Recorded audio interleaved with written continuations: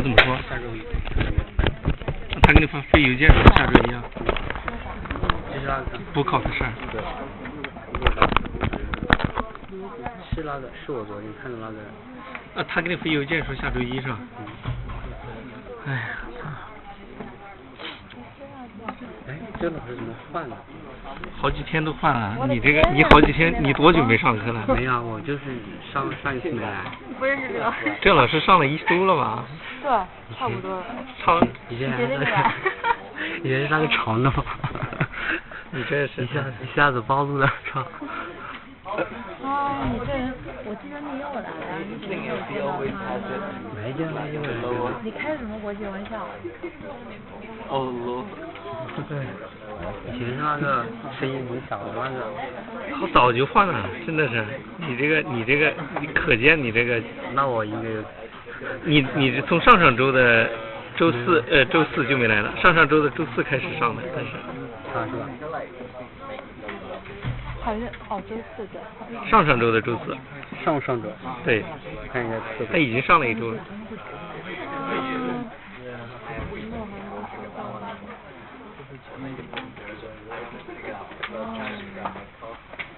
2月22号，他已经退给我了。也是今年还没考。特别少。因为当时。是办得快是吧？我怒了那个 lawyer。他要等很久是吧？哎，每次去他都要，因为我上网记得 online application 的时候，他不是要我选那个日期来的日期吗？然后不能选7月份。啊？我也不知道为什么。他是已满了，我估计是约满了，他要提前预约。然后我选我那个叫啥来着？忘了，我那个地址我写错了。然后我就想重新预约，但是不行。我之前也本来想选那个，然后他要预约到就是8、9月份，那肯定来不及。去 KFC 就直接就开了。对，直接帮你开，必须就帮你开。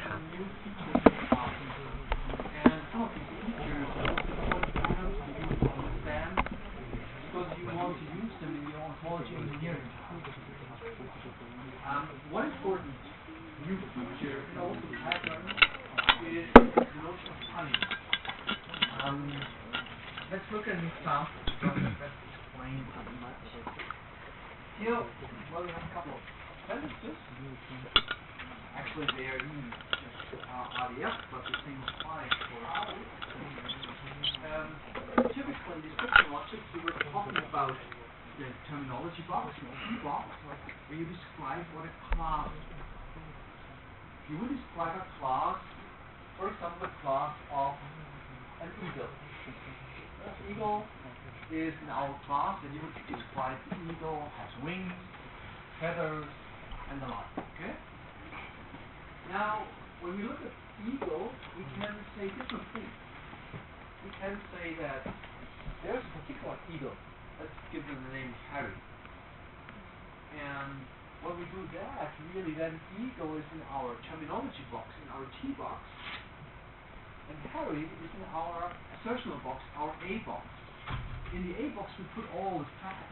In the T box we put the definition of our class. So that's what's happening here. In the A box, our description logic A box, we have here Harry is an eagle, and here we describe what an eagle is. Now, we can do this game again at another level, because we can say something like the eagle is an instance of an endangered species. An endangered species includes all the instances of endangered species. Not only eagle, but also whales, or I don't know, some tigers, and so on. When I say some tigers, I actually do a mistake, because when I talk here about eagle, I don't mean a single eagle or 10 eagles. I mean the class of eagles. Right? The class of all eagles, that is instance of an endangered species, or instance of a species in general. So, before I describe to you Harry is an eagle, that's a kind of an A box and fact. And here is a sort of terminology we define what an eagle is. But we can have another, for example, here we would describe eagle as a subclass of raptor, raptor is a subclass of bird. There's a red thing here, this is the key box knowledge. But the blue thing here about eagle is that eagle, although it is already a class, it is the instance of yet another class at a different level. This is something called meta-modeling, and a specific way of doing meta-modeling is called punning. That I have here some A-box knowledge, and yet another kind of terminology sitting on the top. Let me draw you a picture. So, usually when we draw a class as a set of objects. Right? Harry would be here one object. And maybe we would have edited eagle. And a class here is the class eagle. But then we draw another class and call that class species. And then we have here eagle or tiger. And some of these classes of species are actually endangered species, so that's a subset. Well, there are some non-endangered species like cat or dog, they're clearly not endangered. So you see here eagle and tiger, these are species that belong to this class of endangered species.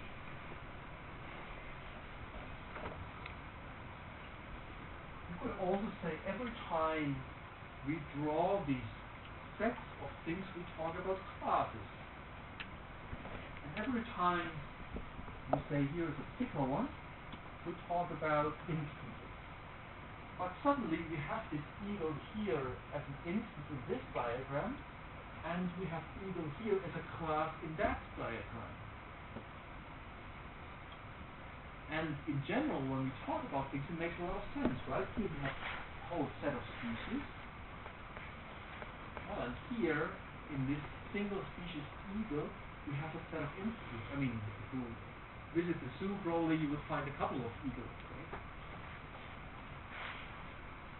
And until this point, we have always either done something in our A box, we have described facts about Eddie or Harry, or we have described something in our, for example, subclass relationships. Yeah, I mean, there would be maybe a specific kind of white-haired eagle or something like that. And that's T-box knowledge.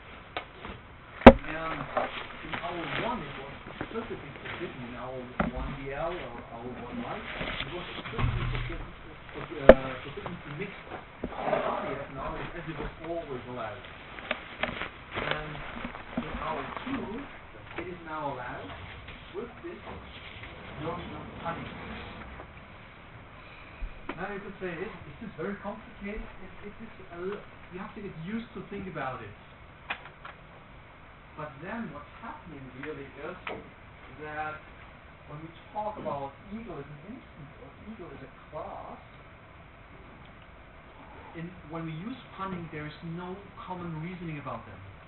You could also say, we use here a particular symbol, eagle 1, and here a particular symbol, eagle 2. And when we talk about the A box, the blue thing, that's a kind of different interpretation than the rest of it. So there is in punning not much happening. The idea with punning is that when I write a program, then I have the same symbol eagle that I can talk about once as a class of eagle and once as an instance for this class of species. And that is, for me, it's very nice. I want to show something. Question to you. Why don't I simply say something like eagle is a subclass of species?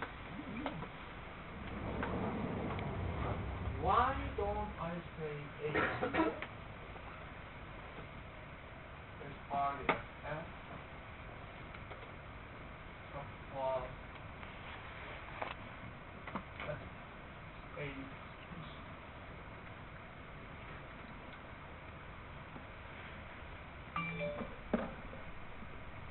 I mean, we have all these kind of type and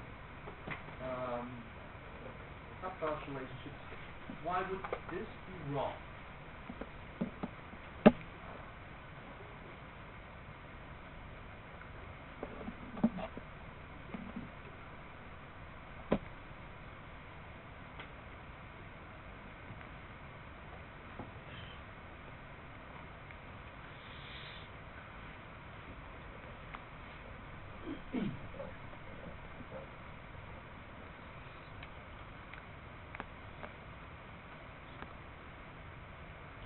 We could give several reasons why this could be wrong. When we say eagle is a subclass of species, then we can look at this diagram and say, okay, now eagle must be some subset. It must be some circle with some points in it in this diagram. And what should the points be? I mean, the points in eagle are, for example, Harry. That would mean this instance Harry is not only an instance of eagle, but also an instance in species. Is Harry a species? No, right? Harry is not a species. Harry is an eagle. An eagle is a species. But Harry itself is not a species. So when we describe the eagle as a subclass of species, then we get unwanted inferences. That's the main reason that we don't, or we are not allowed to do it.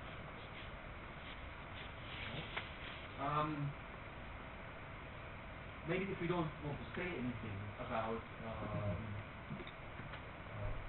eagle at all, if you don't have instances, maybe we would be happy then. So that we will have to check carefully. But it's definitely not a very natural thing to do. And you would also say for all the species. And what is this for, when you say for all the species? Universal quantification. Universal quantification, our domain means always we talk about all the instances, or all the instances reached via a property. We don't talk about all the subclasses. So that's another reason. A lot of the patterns that we learn in description logic and don't apply when we do this mistake here. So, remember, that's a mistake. We cannot do that.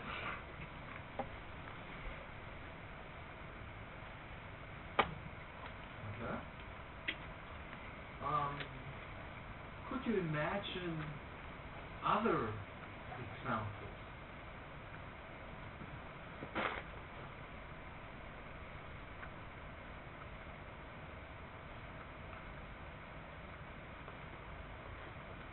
That are like this, that would benefit such kind of model.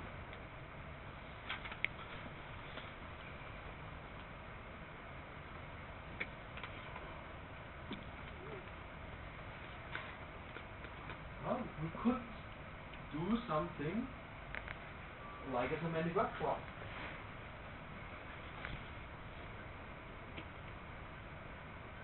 And could say the semantic web class is the set of all people you in this class. And then we could say water is the set of all classes here in Southampton. So we could have the Southampton, University of Southampton classes, and this would include the semantic web class, and of course many more. So many instances in here, including the semantic web class. Again, if we would say semantic web class is a subset of the University of Southampton classes, and you would be one instance of the semantic web class, this would mean you would be an instance of the University of Southampton classes. again, an undesirable influence. Now, I don't claim that would be the only way to model this, right? Don't misunderstand me. So maybe especially in this example, it's not quite as manageable as in this evil example. But you could still do it. When you do it, then this medical class would need to be an instance and a class too. Yeah?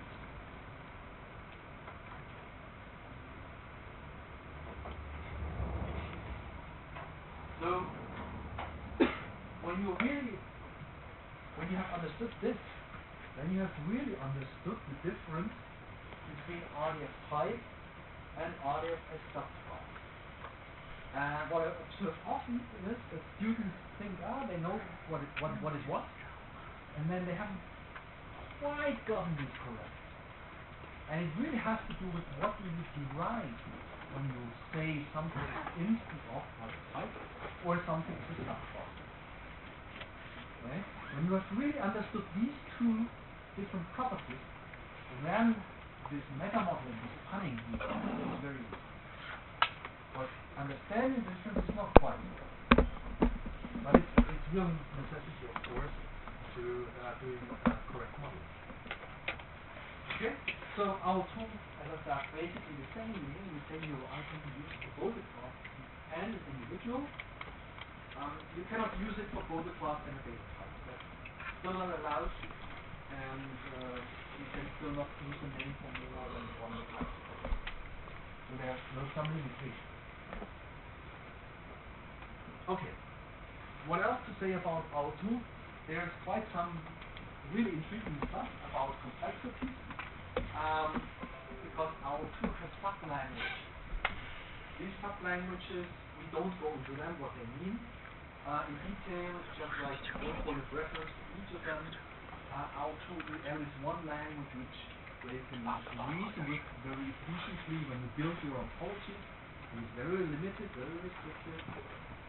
Our tool QL is very good for describing queries. For describing conjunctive queries. Again, if you don't know what conjunctive query is, don't bother at this point. And our tool, RL, is the whole part that can be described with rules. We will hear something about rules, so we will not describe this part exactly. So, and then for each of these sub-languages, we find here things that some of you might know, complexity classes, for either reasoning or for having conjunctive query. And if you don't know what these classes mean, just ignore them or learn about them just for fun. And if you know about them, then you can understand that there are different complexities that are demonstrated here, and some of them just have very nice properties, like the n-log space complete. It's quite nice class to have, so it gives you the answer rather quickly. And you see, we have some improvements compared to R1, because there was new construct. I'm not sure whether it has been answered now, but where some complexity classes were not even known. Okay, so this closes basically the OWL part, with the exception that next week Nick will show you something about the Manchester syntax. The Manchester syntax basically gives some of the mathematics symbols some particular notation, and that's used in the Protégé toolkit, which you will also be introduced next week. Yeah, so that's the Protégé editor. Be aware, you might want to already download that and try to play around a bit with it. That will be part of the overview exercise. So that's part of the slides that you download. I don't go into much detail now. So now I have to switch to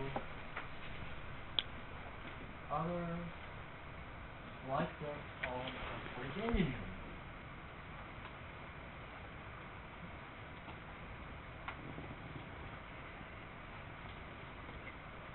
Because now we know the primitives that we can use to formalize our ontology.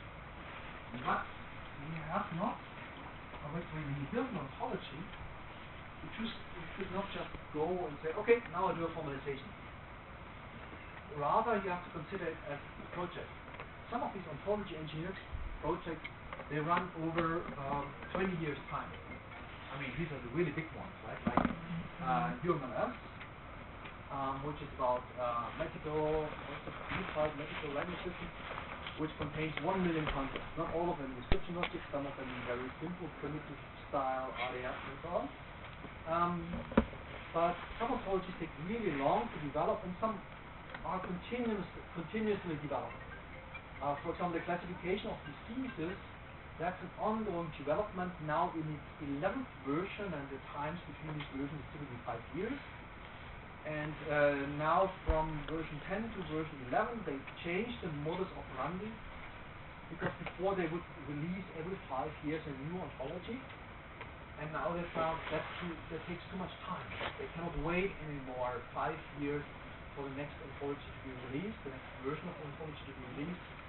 Research moves too quickly in the medical field, so they now do a more cooperative approach where there are more continuous releases of ontology, describing the diseases or the symptoms. And every time you're driving in one of these ambulances, hope you aren't, there's no need for that for you, then you have something, you have an issue. Classification happens according to ontology, the ICD 10 or 11. Okay, so it's a process. Now, when we think of it as a process, we should describe what steps do we need to do it practically, right? What is the recipe? How do we build ontology in a recipe style fashion, right? So when you bake something, of course, then you also follow some procedure. First you put, let's say, sugar and eggs together, and then you put it in the oven, not the other way around. And that's a bit like the idea behind ontology engineering, that you have a kind of a procedure that you follow that increases the chances that you get it correctly. You can still do a lot of mistakes, but it at least increases the chances that you do it correctly. Okay, now, before we go into this recipe, best practice is sometimes called, just a quick recap what an ontology is. The famous sentence that has been quoted 20,000 times again. Ontology is a formal explicit specification of a shared conceptualization. I never understood this sentence actually. Not really. In fact, there was I had a student, and the student basically, you could say, continued asking me questions about this sentence for several years. Yeah? Eventually, we ended up writing a paper in the first year called "What is an Ontology?" We also included one of the most famous ontologists. And once we finished the paper, I for the first time had a good understanding of what an ontology was. So that's maybe something, a good lesson for you. If you don't understand something, either teach about it or write a paper about it. Right? And if you have questions, ask other people or the most famous ontologists in the field or whatever. And I mean, it's a couple of years old. It was already cited 400 times. I think some other people found it useful to read about ontology according to this paper. We don't go as far in the details of the paper now, but just stay a little bit on a high level, that we are interested in having a machine understandable description of concepts that's used to express something in our domain and constraints on these concepts, and which is about, well, our domain, how we as a community see it. When I say we as a community, of course it depends on the context. Many web class would be one community, well, people in a hospital would be a different community. Researchers in nanoscience would be yet another community. And then, of course, we need to model this and express that, and that's what the whole thing is about. So, when we do this engineering, of course, one thing we have to ask ourselves, what do we do it for? Usually, an ontology is not just built for the fun of it. Of course, we do it here just for the fun of it, yeah? But in real life, there's typically a purpose. Quite often, the purpose is some sort of knowledge management. So you want to describe your domain, maybe classify documents or classify data items, and then you want to have a controlled vocabulary. So in medicine, that's what's happening here. People want to make sure that when a particular concept is used, every doctor in the world understands what is meant with it, right? So not that, I mean, they just use a term like flu. What does it mean? Is it really a viral flu, or is it just like a viral infection? Just using a word like this without a formal grounding makes it really hard maybe for the next doctor to understand what he means, even if you use it consistently. With the corresponding ICD-10 definition, with ontology, you got it. It's not does not always have to be completely formalized, but you really want to establish a common terminology in any domain. And of course, once you have that, you could also do all kinds of knowledge discovery on top of that, right? So knowledge analysis is a purpose. So now people use this medical language thesaurus with all its concepts, and then they collect data about people. Some American hospital chains have 10 millions of people. The National Health Service has tens of millions of people.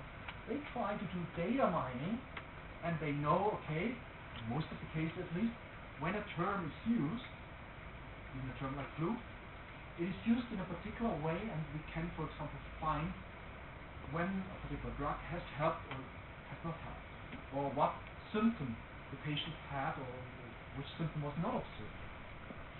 And it's only possible because it's not just running text, but there's a classification that's followed.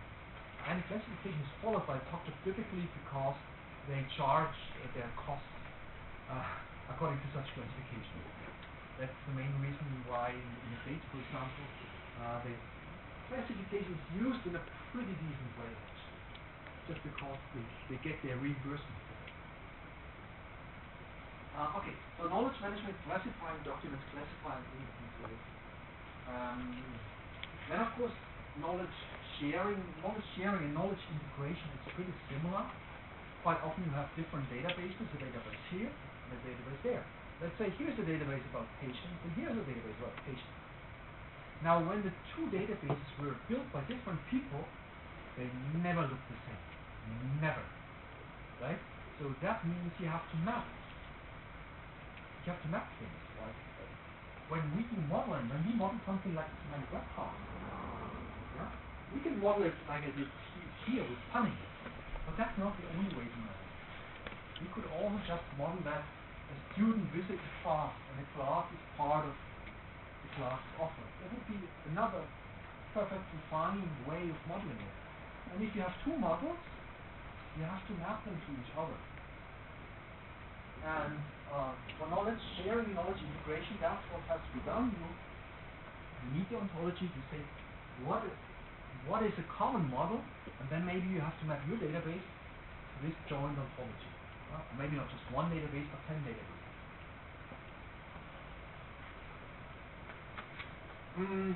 We have different types of ontologies. Very often these four are distinguished, sometimes some more actually. First, representation ontologies. They are practically not so relevant. They describe the primitives of the language. So they would describe subclass of, for example. And when we describe the language standard for RDF, in RDF itself, that's exactly what these kind of representation languages do. When you look at the specification of OWL, you will see that the OWL primitives are described in RDF and RDF. That would be a representation ontology for OWL. Most of the time, 99.99% of the time, we just take it such a language, we don't care about this representation ontology. It can be useful when you want to implement a tool for OWL, right? Or for several subclasses of OWL. Then it can be quite handy to have such a representation ontology. Then we have upper level ontologies. They describe the high level abstract concepts. Let me look at this figure here. What are these abstract concepts? For example, this is, well, it typically starts with thing, and then you might have some high level concepts of some individual thing, or some spatial or temporal thing. Yeah, what would be a, let's say, what would be a temporal spatial thing? What would be actually both? Event. Event. Well, the question is an event? Could be, but maybe not all events. Some events like Christmas, do they have an exact location? You could say, I'm as a person, I'm a spatial temporal thing. Because actually, well, initially it was very small, yeah? And then I grew, and at some point I will die and crumble to dust, or be burned, whatever.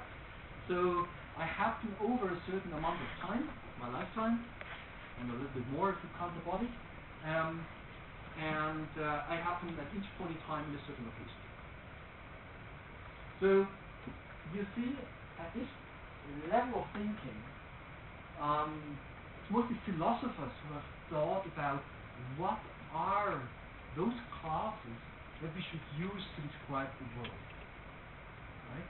And then it can be something like a temporal spatial thing. And you could say, well, a person is such a thing. You could say, well, that's not sufficient to describe a person.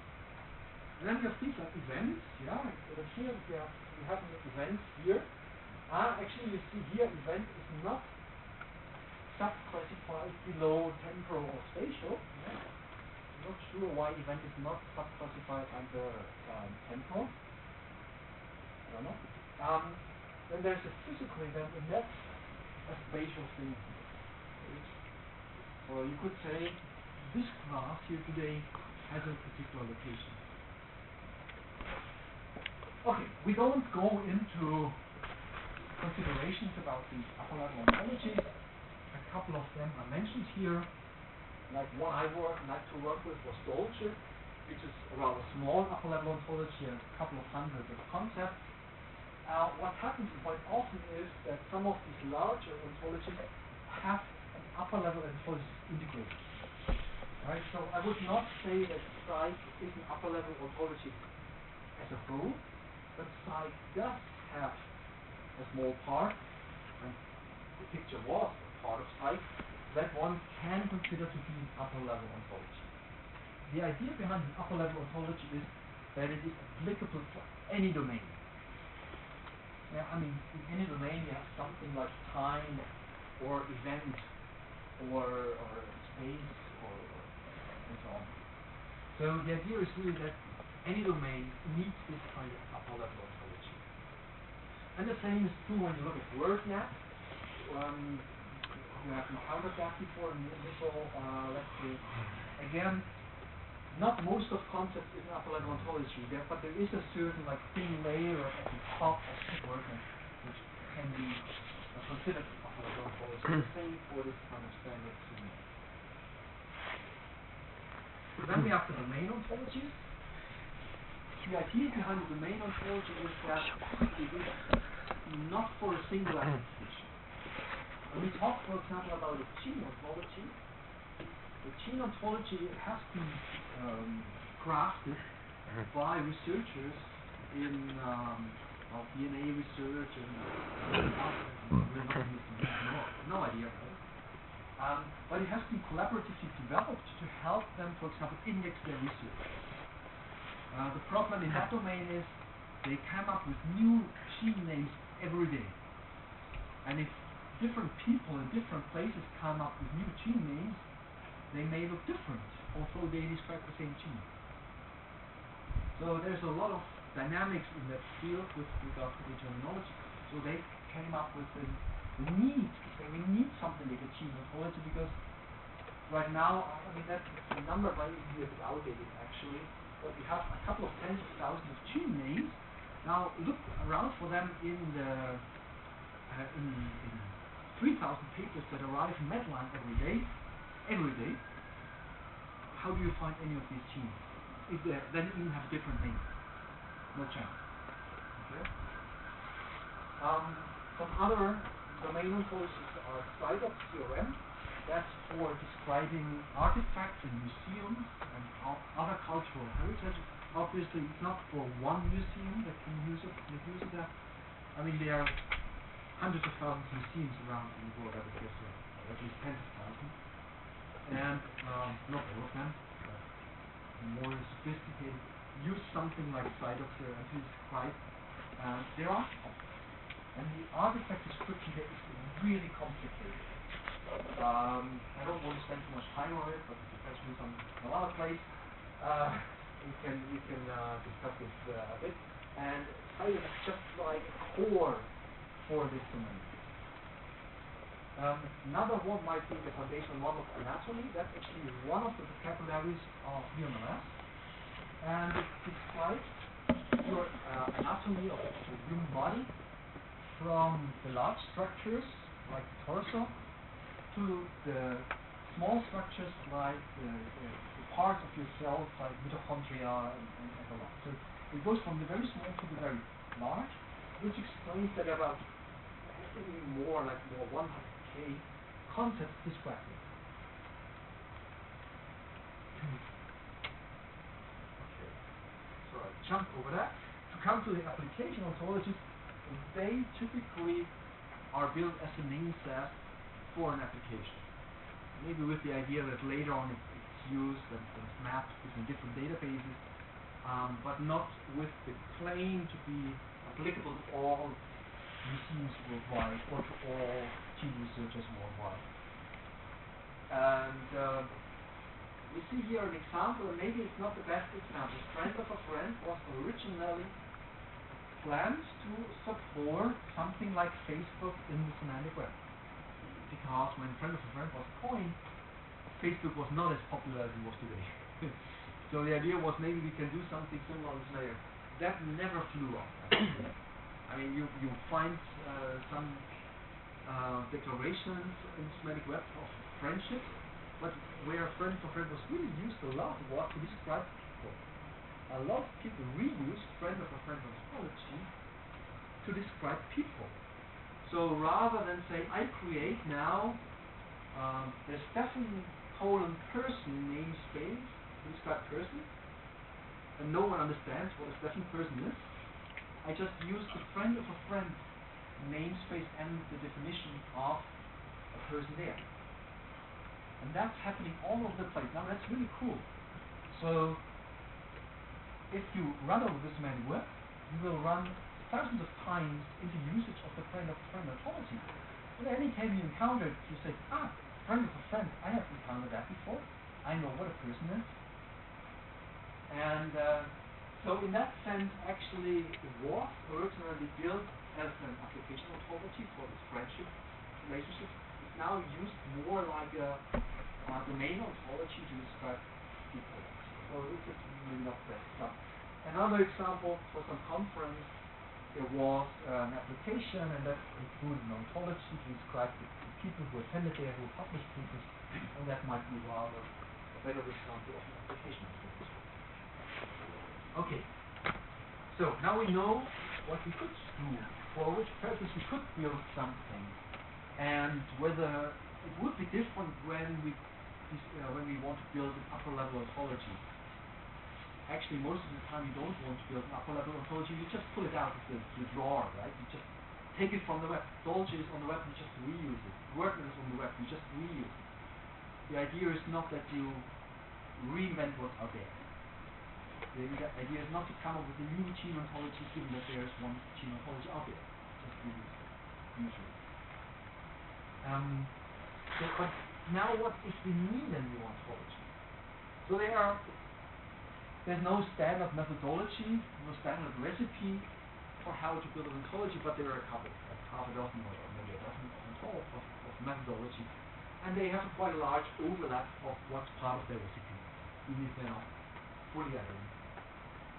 And what is quite typical is that they have a kind of a workflow. right? With several steps. And something like documentation has to happen over all the different steps, not just agreements. No one documents something at the end. When you do a software engineering project, no one documents something at the end. Either you do it while you go or you go off out. So you have these different steps, and let's just walk through these different steps. First, you need to specify the purpose. Actually, when people started, like the psych was actually the idea in the 80s.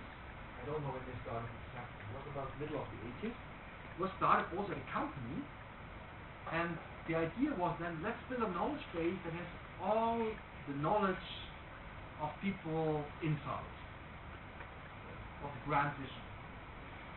It never worked very well.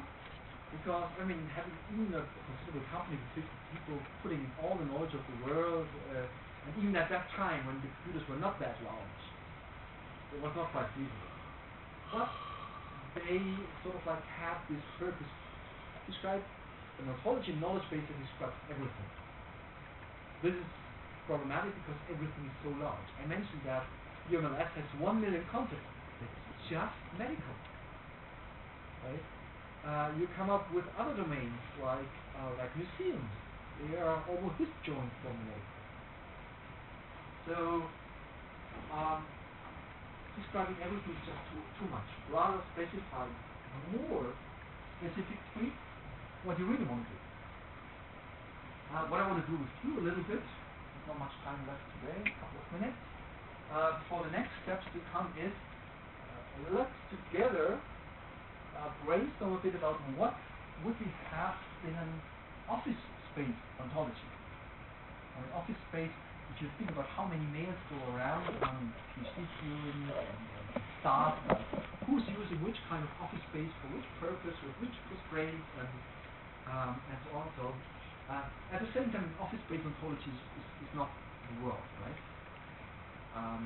So a purpose could be something we want to automate or even just support the management of office space. Now let's follow the engineering steps doing so. Okay, you should, in the specification phase, answer some standard questions. Right? Why are you building this ontology? Okay, so one thing could be support staff in managing the lab, manager, for example, in managing the office space. That could be one answer. Maybe you would have other answers, or other questions to ask. Okay, supporting then this is important goal. So when I ask this question, what will this be used for? What could be answers?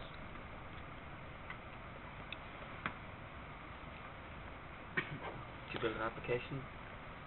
A piece of software to help, that would be one. Other answers?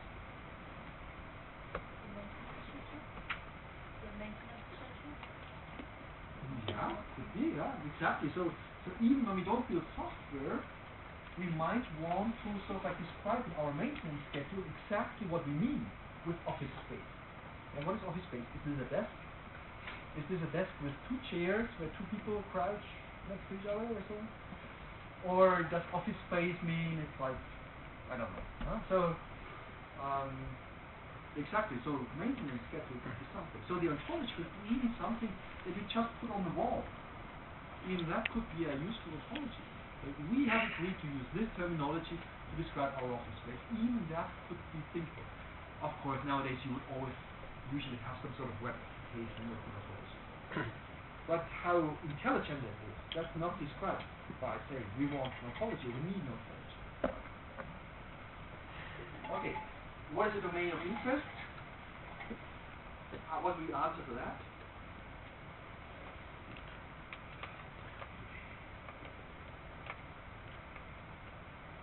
Office.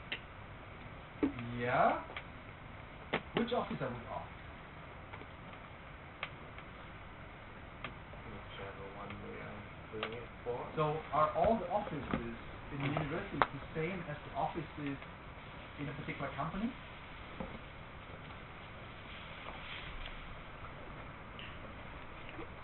or in particular governments, or in particular countries?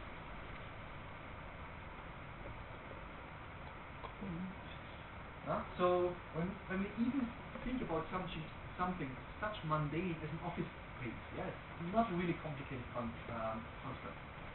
You might want to consider that office space for students might mean something else than for full-time employees. I don't know about UK. In Germany, there are employment regulations that you cannot sit full-time employees on so and so many square meters. I don't know what the exact square meter is. Let's say every employee at least 7 square meters or something like that. Would not apply to the PhD lab space. Okay, so office space there would, I mean the students but for full-time employees, yeah. So, and you can imagine that if you have some consulting companies, they quite often have movable office space, right?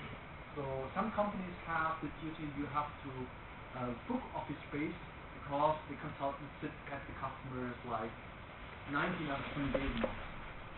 And so office space for them means something different. Maybe their office space is at the customers. So it depends on the context. Even such a mundane thing as office space might become really tricky and complicated. Okay, let's say we just do it for the university here, right? That's a bit what we understand better. How much detail do we need? What would be the answer for that, or the counter example? As much as currently needed, as much as needed right now. Yeah, specifically, what would you include? What would you exclude? I wouldn't include screws like this. Exactly. I wouldn't include them either. Yeah, but something like a desk or so seems too awful, right? But not the screws or the pens or something. But you have to draw the line somewhere. That's the point. And of course, you cannot write down all the lines. You include everything you all write down. I don't include the bricks or so. Then you have to write down a lot. So you have to limit your scope. It was just jump over this. One very intuitive method to limit your scope is to ask competency questions. Competency questions are there because these questions you want to answer with the help of your ontology. So what could be a competency question that the ontology together with your software maybe should answer? Well, it could be something like, how many people can I sit in this office?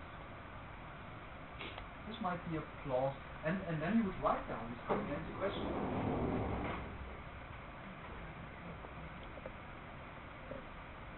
How many people can sit in this office? Maybe I come up with new questions where I say not sit in this office, but work in this office. And then you come up with a whole list of these things. And this is so great because this also gives you a lot of scope. Because you will not come up with anything related to the schools. Well, unless you have to maintain the desks maybe. But so these questions help you to shape what's part of the ontology. And in the next step that we will discuss then tomorrow, you just look at the questions and you see your concept. I need to consider people when I talk about office space. I need to talk about sitting or seats when I consider office space. And, well, if I consider sitting and working, okay, maybe an office space is large enough for one to work in, but it can seat 2 people that can discuss but not work in parallel independently of each other.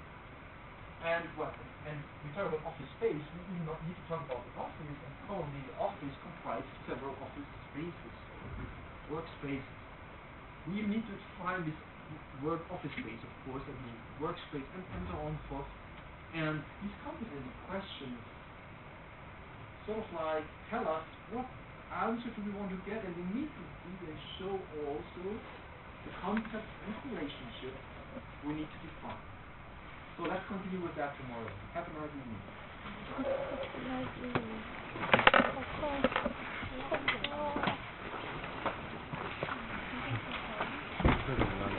啊？我觉得这么个写的，我不清楚。还行吧。